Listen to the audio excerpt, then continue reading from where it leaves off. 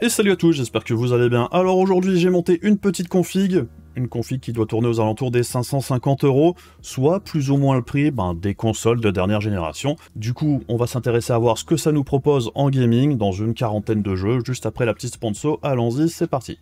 Vous avez acheté ou monté un nouveau PC et vous avez besoin de clés Windows ou de la dernière version d'Office, eh bien n'hésitez pas à profiter des promos de la nouvelle année de chez Godil24. Avec 50% de réduction sur les clés Windows 10 ou Windows 11 avec le code de la chaîne VCG50, et si vous cherchez la dernière version d'Office ou un bundle Windows plus Office, vous pouvez avoir 62% de réduction grâce au code VCG62. Et si vous descendez tout en bas de la page, le site vous indique comment utiliser leur moyen de paiement par PayPal. Mais je vais également vous montrer comment ça fonctionne. Par exemple, moi je veux un pack Windows 10 Pro plus Office 2021, je clique sur le lien, je rajoute le pack au panier, j'arrive sur la page où je rajoute le code VCG62 pour appliquer la réduction et je passe ensuite au paiement. Et pour payer par PayPal, vous cliquez juste sur continuer, vous avez ensuite un petit récap de la commande, vous faites toujours continuer. Une fois que vous arrivez sur cette page, vous cliquez sur choisir un moyen de paiement, vous cliquez ensuite sur PayPal et vous procédez ensuite avec votre compte PayPal comme d'habitude jusqu'à ce que vous ayez terminé. Et une fois le paiement validé, en quelques minutes, vous recevrez là où les clés que vous avez commandées par email ainsi que les instructions pour les utiliser. Et si vous rencontrez un problème quelconque, n'hésitez pas à contacter l'assistance qui est disponible 24 h sur 24 et 7 jours sur 7 et ils vous accompagneront en cas de problème. Tous les liens seront dans la description de la vidéo et comme d'habitude, si vous les utilisez, eh bien je vous en remercie car ça aide concrètement la chaîne à survivre. Et encore merci également à Godil24 pour sponsoriser la chaîne et cette vidéo.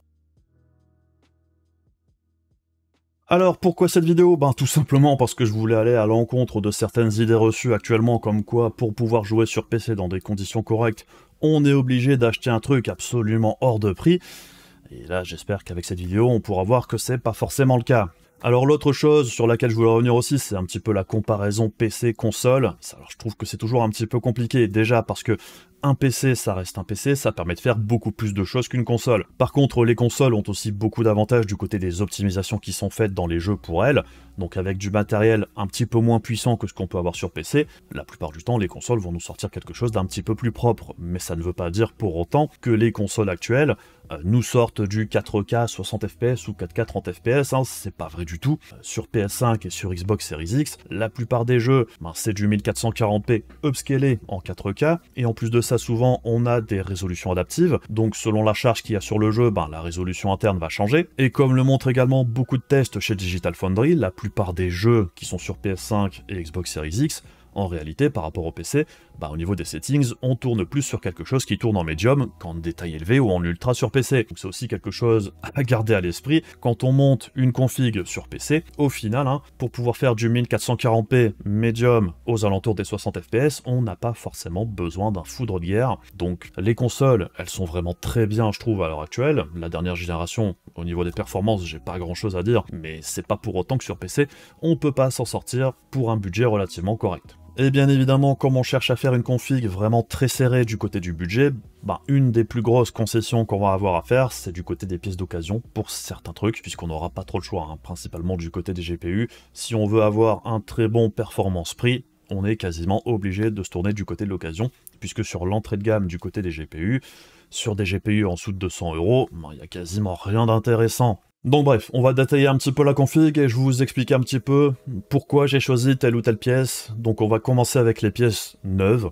Et la première pièce neuve, du coup, c'est le boîtier. Alors le boîtier, c'est un MSI Mag Forge 110R. Pourquoi ce boîtier-là? Tout simplement parce qu'il était en promotion chez Rue du Commerce quand je l'ai pris, et il coûtait 60 €. Et à 60 €, c'est relativement correct. D'autant plus que les boîtiers, dernièrement, les tarifs ont plutôt tendance à aller à la hausse. Un des plus gros problèmes qui est là, ce boîtier, c'est qu'il n'a qu'un seul ventilateur en extraction. Alors c'est un ventilo RGB, ça plaît ou ça plaît pas, mais il n'y a pas de ventilo en aspiration. Mais pour la config que je vais faire aujourd'hui, c'est pas forcément dramatique, c'est pas une config qui va chauffer énormément dans l'ensemble. Un seul ventilo en extraction, c'est pas idéal, mais ça peut suffire, et on peut assez facilement rajouter un ou deux ventilateurs sur le devant du boîtier en aspiration. Ça va coûter 10-20 balles de plus si on en a envie. En dehors de ça, le boîtier lui-même, au niveau du look, bon alors ça plaît ou ça plaît pas, moi je trouve que c'est plutôt correct. Pour le prix, bon, c'est pas l'idéal, mais on va dire que ça passe. Au niveau de l'alimentation, c'est pareil, c'est du neuf, et les alimentations dernièrement, les prix ont tendance à aller vers le haut également. Et pour avoir des alimentations qui permettent d'avoir de gros GPU, ça va coûter facilement assez cher. Mais là, moi, je cherchais à avoir quelque chose de vraiment très abordable, donc je me suis dirigé sur une alimentation de chez EVGA. C'est une alimentation 650 watts, bronze, 80+. Bon, alors ça veut tout et rien dire. Au niveau du classement d'alimentation, puisqu'il y a certains sites où il y a des classements avec des différents tiers d'alimentation, à éviter, à pas éviter, tout ça. Ici, on est sur du rendé. C'est pas génial, on est d'accord. On va pas aller mettre là-dessus une RTX 4090 et tout ça, hein, bien évidemment. Mais ça, on le sait, je dirais, c'est du 650 watts. C'est pas une alimentation de super grande qualité. On va essayer de rester sur du GPU qui va consommer 200 watts environ, avec un petit processeur. C'est plutôt large, hein, dans l'ensemble, ça devrait bien se passer. Un des problèmes, je dirais, de cette alimentation, c'est que c'est pas une alimentation modulaire. Donc on peut pas faire ce qu'on veut au niveau du câble management et tout ça. On va dire que pour le tarif, 60 €, c'est relativement raisonnable. Alors ensuite on a la RAM. Et ce qui est intéressant avec la RAM en ce moment, c'est que les prix de la RAM sont plutôt bas. Sur la DDR4 et sur les SSD principalement, les tarifs sont plutôt vers le bas que vers le haut. Et c'est plutôt une bonne nouvelle, ce qui fait qu'on peut avoir un kit de 16 Go de RAM en 3200 MHz qu'à 16 pour même 40 € à l'heure actuelle. Alors, moi, j'avais acheté un petit peu avant que ça baisse encore un petit peu plus de prix. Du coup, c'est un kit d'HyperX RGB, donc en plus le RGB, ça coûte souvent un petit peu plus cher. C'est du 3200 MHz qu'à 16. Là, moi, j'ai payé 55 €. Et c'est relativement ok pour le prix, hein. C'est pas non plus absolument immonde. Mais je veux dire qu'à l'heure actuelle, si vous prenez pas de la RAM RGB, peut-être d'une autre marque, hein, vous pouvez l'avoir aussi bas que 40 €. Et c'est très correct. Et si vous partez sur de l'occasion, là, à mon avis, ça doit être encore plus bas, et c'est vraiment une bonne affaire dans l'ensemble du côté de la RAM. On enchaîne ensuite du côté du stockage avec le SSD, donc comme la RAM, les SSD en ce moment, les tarifs ont plutôt tendance à aller vers le bas, ce qui fait que là, pour la config d'aujourd'hui, moi je me suis dirigé vers un SSD de chez Silicon Power. C'est du M2, c'est du NVMe génération 3, alors c'est pas le meilleur SSD du monde, hein, c'est clairement pas le propos ici. Pour les puristes du SSD, ils chercheront probablement à aller sur autre chose, mais je rappelle encore une fois l'usage qu'on cherche à faire ici, une config principalement orientée gaming, la moins chère possible, avec un petit peu ce qui se fait de mieux au niveau du performance-prix, en allant beaucoup plus du côté du prix que des performances. Donc pour l'usage qui sera fait de ce SSD, 35 balles, je trouve que c'est relativement correct. Et la dernière pièce neuve de ce PC qui est optionnelle également, c'est le système de refroidissement du processeur, puisqu'avec le processeur, il y a un système de refroidissement qui est fourni. Le gros problème de système de refroidissement, c'est que ça fait pas mal de bruit. Donc, selon vos besoins, envies et surtout budget, vous pouvez acheter un ventirad externe pour pas très cher en neuf. Ici par exemple c'est le modèle de chez Thermalright, c'est un AK120. Alors il y a un modèle RGB ou pas RGB, moi j'ai pris le modèle RGB, mais vous pouvez aussi acheter le modèle sans RGB qui coûte 5 € de moins, et pour 25 € c'est tout à fait correct au niveau du refroidissement pour un petit processeur. Mais bon, faut aussi bien garder à l'esprit qu'on n'est pas obligé de l'acheter ce système de refroidissement, et ça peut être 25-30 € d'économiser en bout de course également. Et on va passer maintenant du côté des pièces d'occasion, reconditionnées, puisqu'il y a un petit peu les deux ici. Et la première pièce d'occasion, alors, c'est une carte mère que j'ai achetée en reconditionné chez LDLC. Alors, les occasions chez LDLC, par exemple, ça peut être intéressant. Pourquoi ? Déjà parce qu'il y a une garantie de 6 mois, ce qui est mieux que rien.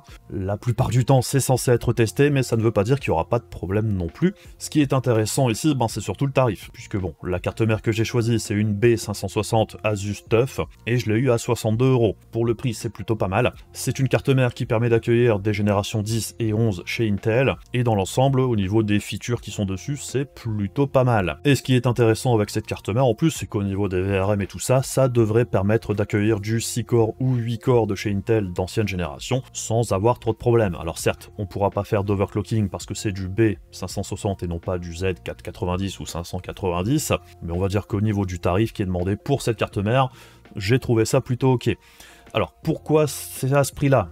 Tout simplement parce que pendant les périodes de solde chez LDLC, ils font des soldes sur le coin des affaires, les produits d'occasion, et au fil du temps, le pourcentage de réduction augmente. Donc ce qui fait que quand on arrive en fin de période de solde, on peut avoir des cartes mères vraiment pas chères. Après, c'est un petit peu la loterie. Vous pouvez avoir des cartes mères qui ont tout le bundle qui est fourni avec, où vous n'aurez pas de problème, ça va fonctionner sans souci.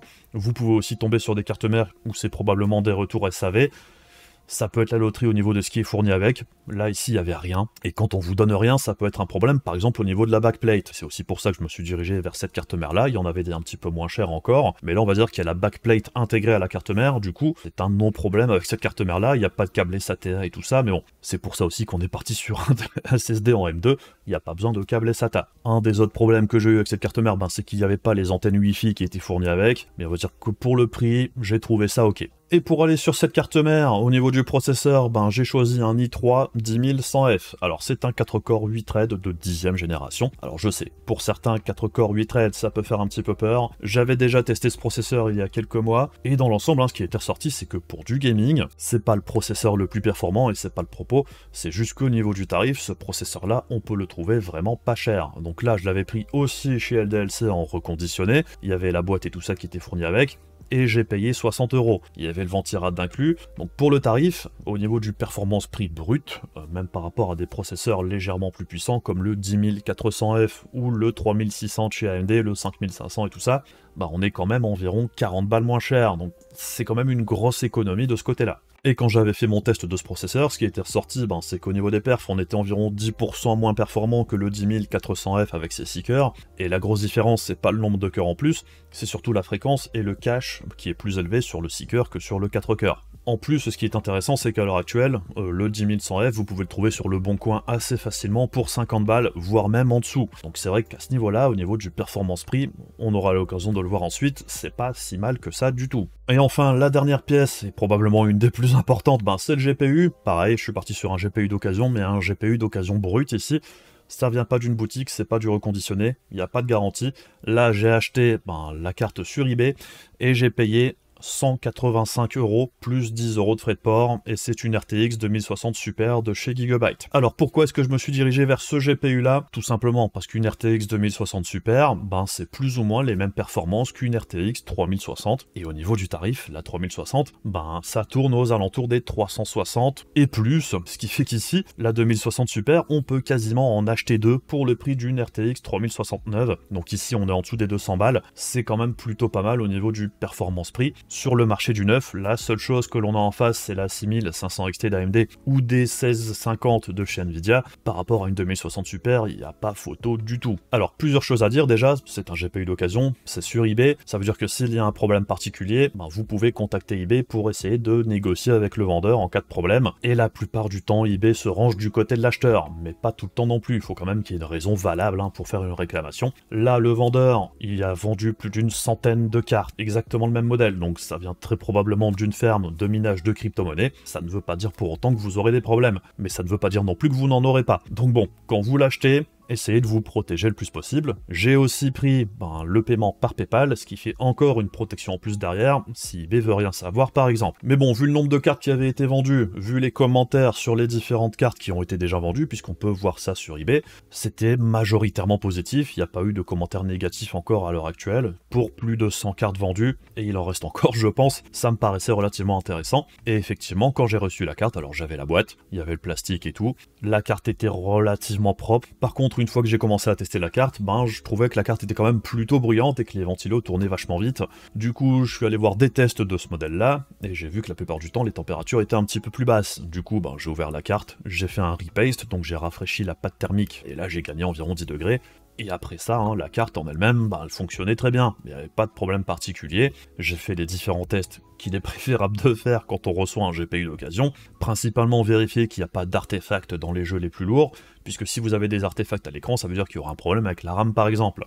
Une fois que vous avez fait tout ça, que vous avez vérifié les différents ports HDMI, DisplayPort et tout ça, que tout fonctionne bien, si vous rencontrez pas de problème en jeu, ça voudra dire très probablement que la carte continuera de fonctionner plutôt bien pendant encore un bon moment. Et je rappelle un autre point assez important, c'est qu'au niveau des taux de panne, au niveau des GPU, les gros problèmes, ça arrive souvent au tout début de la vie du GPU, une fois qu'il s'est passé quelques mois.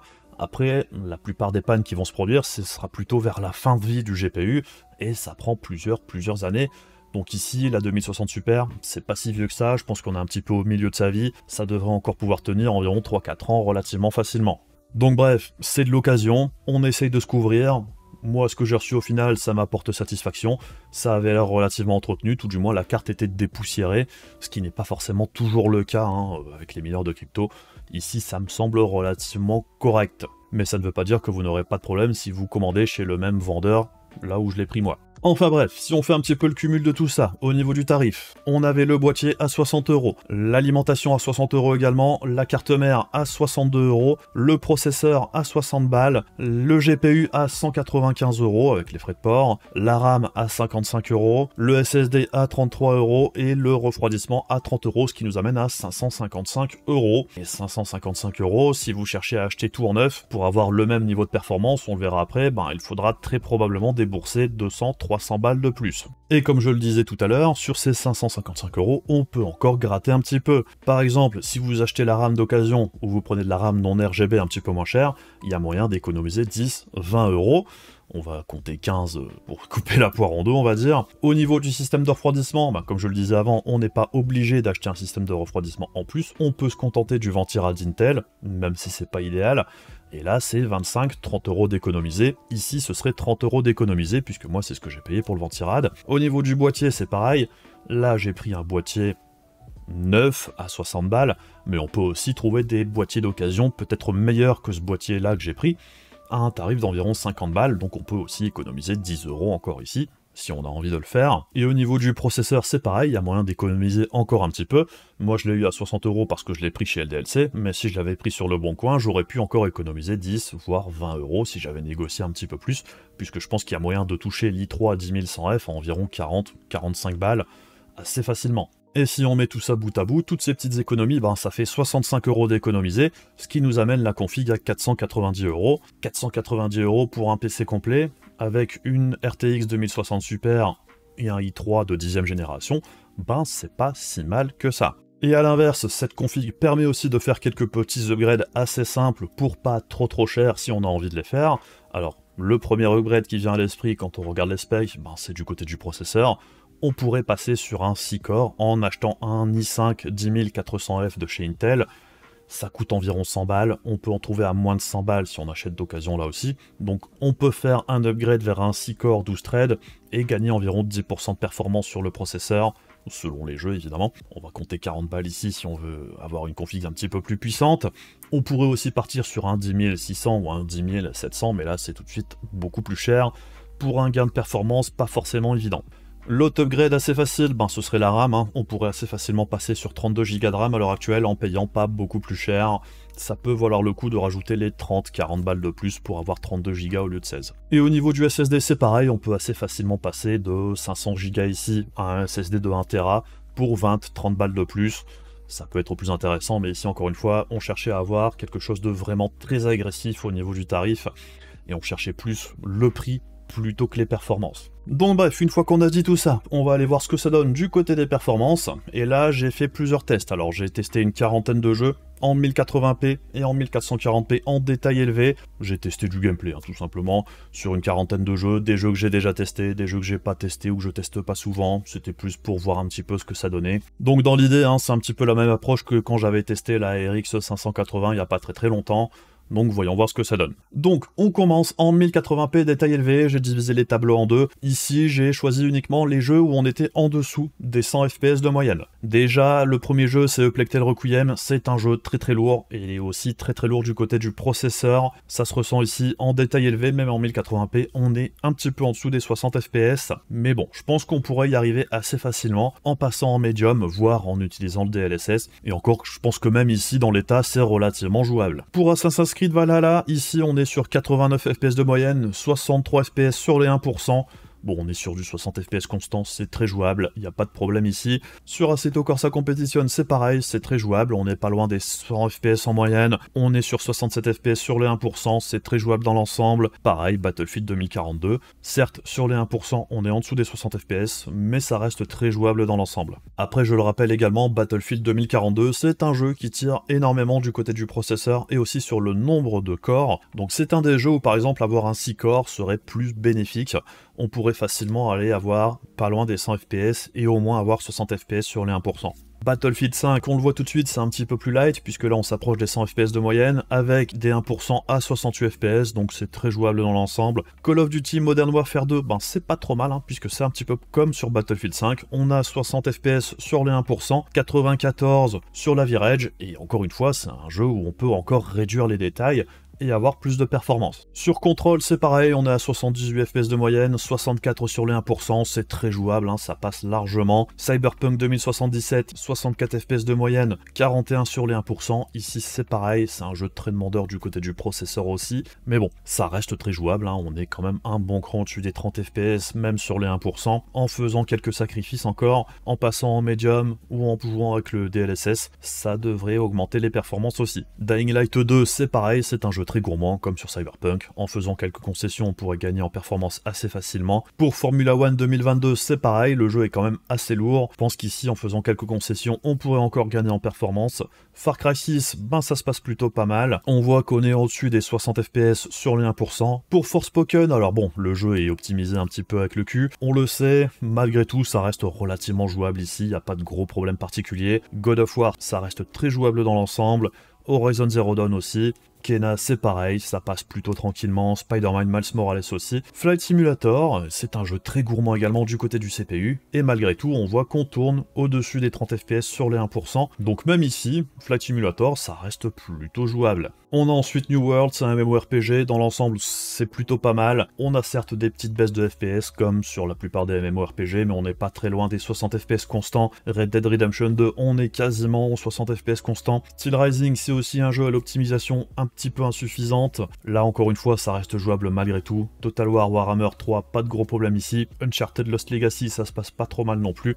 Et Watch Dogs Legion, c'est plutôt correct aussi. Donc sur cette première série de jeux, ce qu'il est intéressant de noter, c'est que si on fait un trait sur les 60 FPS, au final, il n'y a pas tant de jeux que ça qui sont en dessous des 60 FPS ici. Et pour ces jeux-là, je pense qu'il y a assez facilement moyen de gratter un petit peu de performance en plus, en baissant encore un petit peu les détails, ou en passant par le DLSS par exemple. On enchaîne ensuite avec les jeux qui tournent au-dessus des 100 FPS de moyenne, et là il y en a quand même pas mal. On retrouve par exemple Apex Legends, on est au-dessus des 100 FPS, on n'est pas très loin des 120 FPS sur les 1%, c'est plutôt pas mal. Pour CSGO, on est au-dessus des 120 FPS sur les 1%, ça se passe plutôt pas mal, c'est très jouable. Pour Days Gone, c'est pareil, ça passe sans souci ici. Final Fantasy XIV, c'est très jouable également, FF15 pareil. Fortnite, malgré le fait que ce soit un jeu assez gourmand du côté du CPU aussi, puisqu'il bénéficie pas mal quand on a plusieurs corps en plus, comme on l'a vu dans d'autres tests, ça tourne relativement correctement ici, et on peut encore gratter un petit peu du côté des réglages. Forza Horizon 5, alors on est vraiment tout juste au-dessus des 100 FPS, mais ça passe sans trop de problèmes. GTA 5 c'est très jouable, Overwatch 2 également, Rainbow Six Extraction ça passe, Rainbow Six Siege sans problème, Resident Evil Village c'est très bien également, Shadow of the Tomb Raider, StarCraft 2, Division 2, Warhammer Vermintide. Donc bref, dans l'ensemble, vous l'aurez compris, en 1080p, certes, il y a certains jeux où on pourrait être amené à faire quelques concessions du côté des réglages, mais dans l'ensemble, ça reste vraiment très jouable. On passe ensuite en 1440p détail élevé. Alors tout de suite c'est un petit peu plus lourd, puisqu'on voit par exemple que Plague Tale Requiem, on tourne maintenant plus aux alentours des 30 FPS de moyenne. Et là, j'ai envie de dire, autant activer le DLSS, même en qualité élevée, on devrait gagner un petit peu de performance pour s'approcher un petit peu plus des 40. Mais bon, même là, en l'état, 30 FPS, ça reste jouable. Pour Assassin's Creed Valhalla, c'est pareil, ça passe plutôt pas mal non plus. On est un petit peu au-dessus des 60 FPS de moyenne, c'est très correct. Assetto Corsa Competition, on a les mêmes performances qu'en 1080p ici. On est limité par le CPU dans ces cas-là. Si on avait un processeur plus puissant, on aurait des performances au-dessus, puisque là c'est pas le GPU qui bloque. Pour Battlefield 2042, on s'approche vraiment beaucoup des 60 FPS de moyenne, on voit qu'on a des chutes à 46, bon, il faudra peut-être avoir quelques petits réglages pour être un petit peu plus fluide dans l'ensemble, mais c'est pas trop mal non plus. Battlefield 5, ça passe encore relativement pas trop mal. Call of Duty Modern Warfare 2 fera des concessions ici pour avoir quelque chose d'un petit peu plus fluide. Control, ça reste très jouable. Cyberpunk 2077, on va faire quelques petites concessions du côté des réglages. Dying Light 2 aussi, mais ça reste très jouable en fait. Formula One 2022, bon c'est comme en 1080p, pas grand chose à dire. Pour Far Cry 6, ça reste vraiment pas trop mal je trouve. Forspoken, on fera encore quelques petits réglages aussi également. God of War, c'est pas trop mal puisqu'on est autour des 60 FPS en moyenne. Horizon Zero Dawn, ça reste vraiment très jouable. Pour Kena, c'est un petit peu plus compliqué, principalement sur les 1%. Spider-Man Miles Morales, ça reste très jouable. Flight Simulator, c'est quasiment les mêmes perfs qu'en 1080p. Là, je pense qu'on est plus limité par le processeur qu'autre chose. Pour New World, ça se passe encore relativement correctement. Red Dead Redemption 2 aussi. Steel Rising, on n'est pas très loin des 60 FPS de moyenne.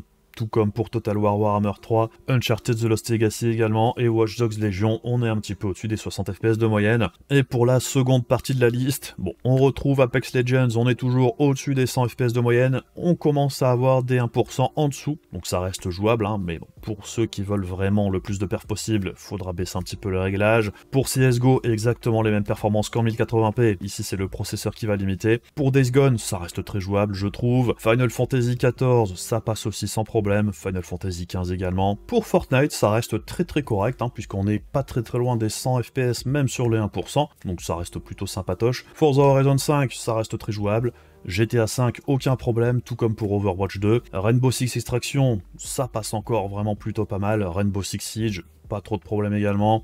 Resident Evil Village, ça reste très correct. Shadow of the Tomb Raider également. Starcraft 2, on est plutôt ok. The Division 2, pas de problème majeur, tout comme Warhammer Vermintide 2. World of Warcraft, ça reste ok. Et Yakuza Like a Dragon, voilà. On a certes des 1% qui descendent un petit peu, mais ça passe. Et on arrive donc au récap des performances pour cette config avec un i3 10100F et une RTX 2060 Super. Et on voit qu'en 1080p, on arrive à 100 FPS de moyenne sur les 40 jeux, ce qui est vraiment pas mal. Et en moyenne, on est au-dessus des 60 FPS sur les 1%, ce qui est vraiment très jouable dans l'ensemble. Alors certes, on a vu que sur les jeux les plus lourds, faudra peut-être faire quelques petites concessions, mais dans l'ensemble, ça reste vraiment tout à fait exploitable. On est dans des conditions de jeu vraiment très correctes. On est au-dessus des 60 FPS la plupart du temps. Et en 1440p détail élevé, c'est pas trop mal non plus, puisqu'on est à 77 FPS de moyenne et 54 FPS sur les 1%, donc on voit qu'on tourne encore toujours aux alentours des 60 FPS constants, même en 1440p détail élevé, ce qui est tout à fait jouable, et c'est un niveau de performance, comme je le disais tout à l'heure, plus ou moins similaire à ce qu'on retrouve sur console. Les consoles, en grande majorité, ça vise le 1440p, détail médium, ici on est en élevé pour du 60 FPS constant, et bien ici on n'est pas très loin d'avoir ça avec cette petite config. Et c'est un petit peu ça le plus important je trouve avec cette petite config, c'est qu'en réalité on peut jouer tout à fait correctement en 1080p et en 1440p avec une config qui coûte environ 500 balles. Ça reste très correct dans l'ensemble. Alors certes, c'est pas une config qui va faire rêver, vous pouvez assez facilement topper les 60 FPS constants en détail médium avec cette config en 1440p. On l'a vu, ça devrait passer sans trop de problèmes la plupart du temps, et dans les jeux compétitifs, on est assez facilement au-dessus des 100 FPS, voire 120 FPS, et là aussi on a encore moyen de bidouiller un petit peu au niveau des réglages pour avoir du 120 FPS plus constant. Donc bref, tout ça pour dire, il n'y a pas forcément besoin de se ruiner pour faire un PC de jeu. On peut encore s'en sortir avec du matériel relativement bon marché. Certes, il faudra peut-être acheter quelques pièces d'occasion, mais quand on se donne un petit peu de mal, on peut faire quand même un petit PC plutôt correct pour environ 500 €, voire même un petit peu moins en grattant le plus possible. Et je rappelle également une chose, c'est que sur PC, on peut un petit peu bidouiller au niveau des réglages dans les menus des jeux et tout ça. On peut baisser un petit peu les détails. Et je vous assure, qu'entre l'ultra et le détail élevé et même le médium, la plupart du temps, il n'y a pas une différence absolument énorme. Faut juste se renseigner un petit peu, savoir un petit peu ce qu'on fait, mais on peut facilement gagner énormément de performance juste en diminuant un petit peu les détails dans les jeux. Et j'ai un peu l'impression qu'il y a beaucoup de monde à l'heure actuelle qui est un petit peu très exigeant sur PC. Vouloir absolument jouer en ultra à 144 FPS dans tous les jeux, c'est pas forcément hyper réaliste, ou ça va coûter vraiment très cher. Et si vous êtes vraiment très exigeant à ce niveau-là, effectivement, il faudra vraiment un très gros PC.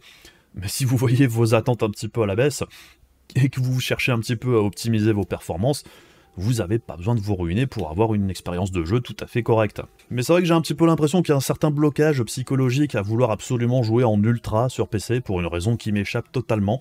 Et encore une fois, sur console, la plupart du temps, on est en détail médium, on n'est pas en détail élevé ou ultra par rapport à ce qu'on a sur PC. Il n'y a qu'à voir les derniers portages qui ont été faits, c'est clairement du détail médium, et il n'y a personne qui disait par exemple que Returnal c'était absolument moche sur PS5, ou d'autres titres qui sont sortis dernièrement, ça reste très correct, donc faut juste accepter de baisser un petit peu les réglages et de passer les curseurs un petit peu à gauche, et vous verrez que vous aurez encore vraiment de très bonnes performances, même avec du matos, pas forcément dernier cri. Enfin bref, je pense qu'on a fait un petit peu le tour aujourd'hui pour cette petite config. Il y aura un petit peu le détail de tout ça dans la description de la vidéo si vous voulez voir où j'ai été chercher les différentes pièces. Ce sera pas forcément le même prix, mais ça vous donnera peut-être une petite idée. Comme d'habitude, si la vidéo vous a intéressé, n'hésitez pas à faire les trucs casse-bonbon de YouTube pour soutenir la chaîne, et puis on se retrouve très rapidement pour d'autres vidéos. Des bisous à la prochaine, salut!